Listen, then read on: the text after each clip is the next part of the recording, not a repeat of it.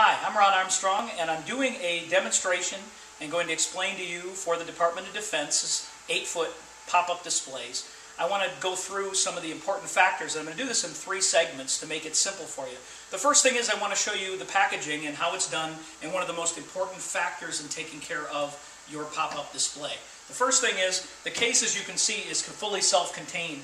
It has wheels built in, and we have stenciled or labeled each of the areas of displays so that you can separate and keep track of which units are where. And they have 4 locking mechanisms on each of these cases, which are very simple for you to be able to close, and they also enable you to, later on, which will show you, do the case wrap conversion. And then there's a male-female strap that's actually attached on the case, which just helps with the closures during shipping. As we move to the interior of the case, again, this is the most important factor in taking care of your display and having it last for years of service. The first thing is you'll notice that they've taken care in how they pack these displays.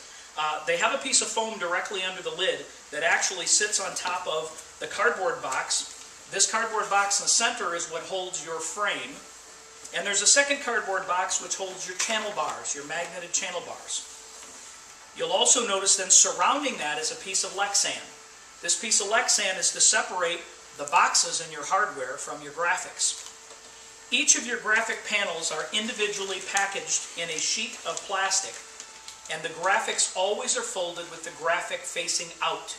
If you fold them the other direction, you're going to have problems when setting them up. So you always want to take notice that you package with the graphics facing out, and each time you repack, you want the displays put into these plastic sheets.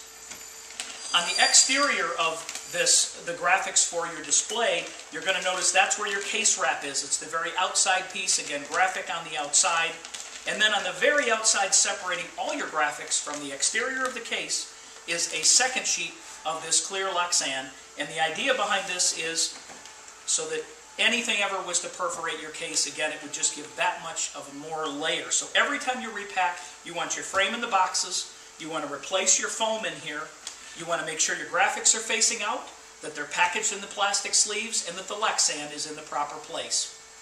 And the last area is the lid. You'll notice when your lid, a lot of people say, where are my lights? Well, your lights and everything are directly in the interior of your lid.